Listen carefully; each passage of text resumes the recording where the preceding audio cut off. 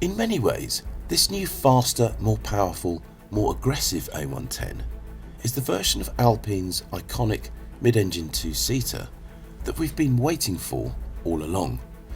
Because if ever there was a criticism of the A110, it was that it lacked a bit of muscle in a straight line, especially beside the Porsche Cayman, with which it so obviously seeks to compete. But with an extra 39 bhp from its 1.8-litre turbocharged engine, and a chassis that's both stiffer and more focused, the A110S should, in theory, put any such issues to bed in a heartbeat, even though it costs some $9,000 more than a pure edition A110. Auto Express drove the car in Portugal recently to find out whether Alpine has improved or, heaven forbid, spoiled the A110 by adding a letter S. So have they spoilt it?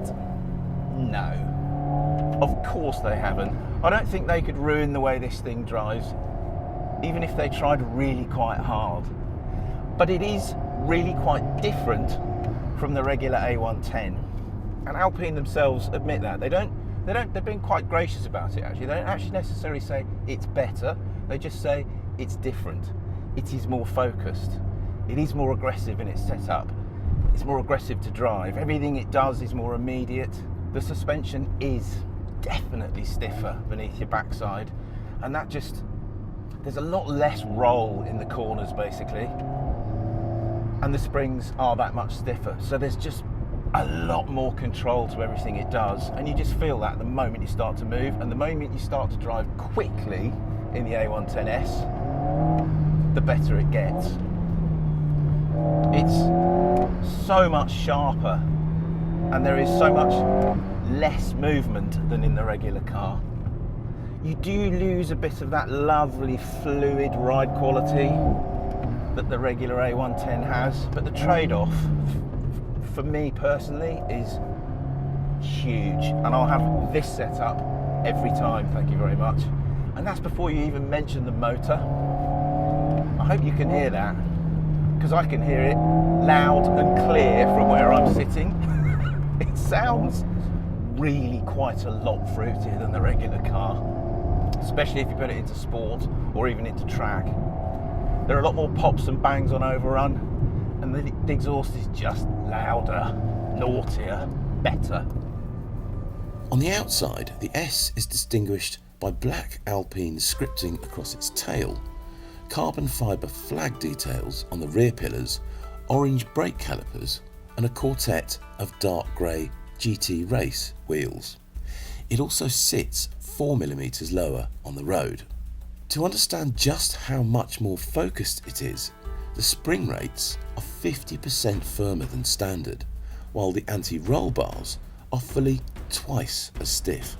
And yet, at 1114 kilograms, the S weighs only a couple of kilograms more than the regular A110, even though it comes with the bigger, more powerful, but normally optional Brembo brakes as standard.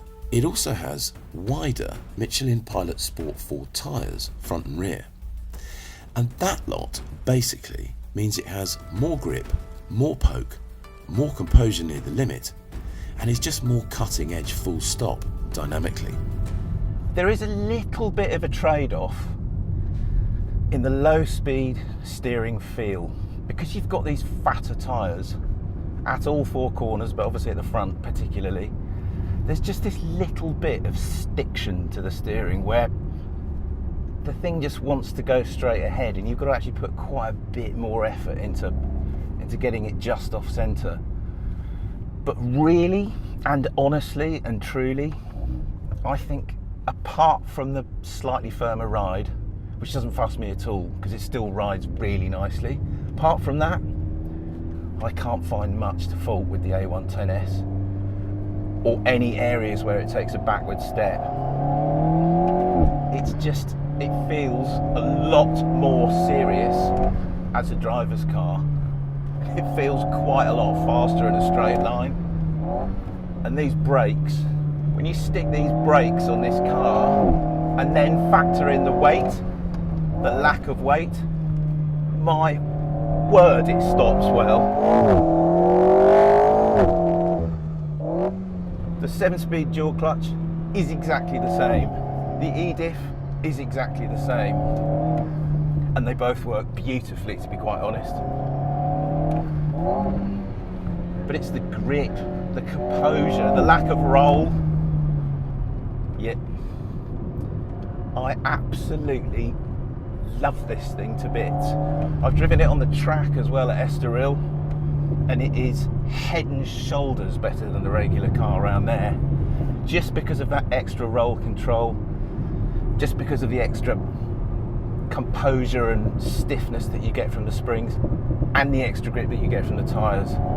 It's just a pretty wicked combination that this thing offers. 57 grand, and I think it is worth every single penny of that. Would I have it instead of a Cayman T? I think the answer is yes. So anyone who is concerned that Alpine might have ruined the A110 by making it stiffer and faster, well, they can rest easy.